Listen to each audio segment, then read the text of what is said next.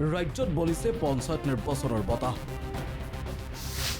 মাঘ বিহুত চাহ পিঠা খাই পঞ্চায়ত নিৰ্বাচনৰ কথা পাতিব নেতাই। নিৰ্বাচন অনুষ্ঠিত কৰিবলৈ ন্যায়ালয়ৰ মুখলৈ চাই ৰৈছে চৰকাৰ।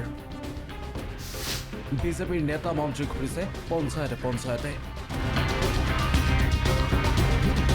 পঞ্চায়ত নিৰ্বাচন পাতিবলৈ চৰকাৰৰ সকলো ফালৰ পৰাই সাজু।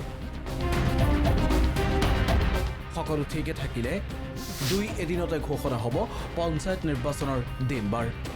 আমি সকলো ফালৰ পৰা সাজু হৈছোঁ। আনকি আমি দলীয়ভাৱেও ইতিমধ্যে আমি নিৰ্দেশনা প্ৰদান কৰিছোঁ যে আমাৰ দলৰ কাৰ্যকৰ্তাসকলক যিহেতু আমি আঞ্চলিক পঞ্চায়তত আৰু জিলা পৰিষদত যিহেতু আমাৰ প্ৰতীক থাকিব, নিৰ্দেশনা দিয়া নহয়। আমি প্ৰতিটো আমাৰ মন্ত্ৰীয়ে হওক বা জ্যেষ্ঠ কাৰ্যকৰ্তা 2-3খনকৈ জিলা চাবলৈ দিছে। আনকি ইষ্টাৰ সমিতিৰ আহ্বায়ক হিচাপে মোক দায়িত্ব দিছে। অৰ্থাৎ ইষ্টাৰ বনোৱাকে আদি কৰি আমাৰ জিলাসমূহত গৈ পেলাই সভা কৰা কামবোৰ সম্পূৰ্ণ হৈছে। মোক নিজে নলবাৰী, দৰং আৰু বিলাচীৰ পৰা দিছিলে। ইতিমধ্যে মই নলবাৰীত সভা কৰিছোঁ। 10-11 তাৰিখে মই দৰঙত সভা কৰি, গতিকে আমি 100% আমি প্ৰস্তুতি হৈছোঁ। অৱশ্যে পঞ্চায়ত নিৰ্বাচনৰ দিন ঘোষণা কৰিবলৈ চৰকাৰে অপেক্ষা কৰিব লাগিব ন্যায়ালয়ৰ ৰায়দানলৈ। ইয়াৰ মাজতে প্ৰশ্ন উঠিছে, উচ্চ ন্যায়ালয়ৰ লেখ আবেদন দাখিল কৰা গাঁওসমূহত নহ'ব নেকি পঞ্চায়ত নিৰ্বাচন? জিলা বুলি লেখ আবেদন যে ৰিট পিটিশ্যনত মানে জিলাৰ বুলি দিয়া নাই, জিলাৰ অন্তৰ্গত কিছু পঞ্চায়ত। গতিকে তেনেকুৱা যদি হয় যে সেই জিলাৰ অন্তৰ্গত কিছু পঞ্চায়ত, সেই পঞ্চায়তকেইখনত হয়তো ৰায় দিব পাৰে, সেই পঞ্চায়তত পিছত কৰিব লাগে, তেনেকুৱা দিব লাগে। যিহেতু in interest of public panchayat election পাতিব লাগিব। নহ'লে আমি ভাৰত চৰকাৰৰ যি আমাৰ 15 ফাইনেন্সে হওক বা MGNREGA আমি যি আঁচনিসমূহ হয়তো আগন্তুক বন্ধ কৰি ৰাখিব, কাৰণ as per the Supreme Court verdict. গতিকে নিশ্চিত ওপৰত এইটো মহামান্য গুৱাহাটী হাইকোৰ্টে এইটো বিবেচনা কৰিব। এনে অনিশ্চয়তাৰ মাজতে বিজেপিৰ ৰাজ্যিক সভাপতি ভৱেশ কলিতাই সভা অনুষ্ঠিত কৰিছে বিভিন্ন পঞ্চায়তত। পঞ্চায়ত নিৰ্বাচনৰ বাবে দলৰ ভেটি সবল কৰাত ব্যস্ত ভৱেশ কলিতা। পঞ্চায়ত যাতে কংগ্ৰেছে দখল কৰিব নোৱাৰে তাৰ বাবে তৈয়াৰ কৰিছে ৰণনীতি। সভাটো যিটো নিৰ্দলীয় হ'ব, এই গোটেইখিনি কথা আমাৰ কাৰ্যকৰ্তাসকলক বুজাই দিয়া হ'ল আৰু তেওঁলোকে ইয়াৰ আধাৰত প্ৰাৰ্থীৰ তালিকা জিলা পৰিষদ পঞ্চায়তৰ কাৰণে ঠিক কৰিব আৰু গাঁও সভাটো ৰাইজে ঠিক কৰিব। পঞ্চায়ত নিৰ্বাচনৰ বাবে জনতাৰ কাষ চপাৰ মূল অস্ত্ৰ হিচাপে এইবাৰ বিজেপিয়ে বাছি লৈছে মাঘ বিহুৰ চাহকাপ। বিহুৰ জলপান খাই খাই পাতিব পঞ্চায়তৰ কথা।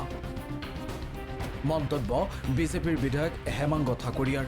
বিহুৰ যত যি ভোজ হ'ব, যত যি বিহুৰ ভোগালী উৎসৱ হ'ব, চবতে ৰাইজৰ লগত আমাৰ ইতিমধ্যে ভাৰতীয় জনতা পাৰ্টিৰ প্ৰত্যেকজন কাৰ্যকৰ্তা আছে ইতিমধ্যে। তৎসত্বেও আমি কোনো ধৰণৰ ৰেষ্ট নাথাকিব বিহু বুলি। আমাৰ বিহুৰ মাজতে প্ৰত্যেক অনুষ্ঠানতে আমাৰ কাৰ্যকৰ্তাবিলাকে নিজৰ নিজৰ দলৰ প্ৰচাৰ যিহেতু, আৰু ৰাইজেও বেয়া নাপায় এই ক্ষেত্ৰত, কিয়নো যিহেতু নিৰ্বাচন সমাগত ভাৰতীয় জনতা পাৰ্টিৰ কাৰ্যকৰ্তাই বিহু বুলি ৰেষ্ট নলয়, বিহুৰ মাজতো এই প্ৰচাৰ অব্যাহত ৰাখিব। অসম গণ পৰিষদো সাজু হৈছে পঞ্চায়ত নিৰ্বাচনৰ বাবে। পঞ্চায়তে পঞ্চায়তে তৎপৰ অগপৰ সভাপতি অতুল বৰা। বোকাখাতৰ প্ৰতিটো অনুষ্ঠান সৰ্বাংগ সুন্দৰ হওক, ভাল হওক, এইটো বোকাখাতৰ ৰাইজে মনে প্ৰাণে কামনা কৰে। নতুন নতুন অনুষ্ঠান, ইয়াৰ ইনফ্ৰাষ্ট্ৰাকচাৰ যোৱা দিনবিলাকত গঢ় লৈ উঠিছে।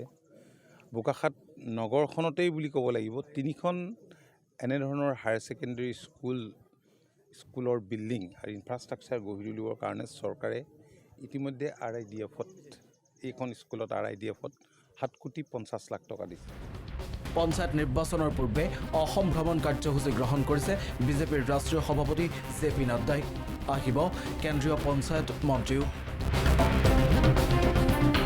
পিছে পঞ্চায়ত নিৰ্বাচন অনুষ্ঠিত হোৱা নিৰ্ভৰ কৰিব লাগিব ন্যায়ালয়ৰ ৰায়দানৰ ওপৰতহে। ভিডিঅ' জাৰ্নেলিষ্ট ধীৰাজ মেধিৰ সহযোগত গুৱাহাটীৰ পৰা ৰঞ্জিত ৰাভাৰ প্ৰতিবেদন, প্ৰথম খবৰ।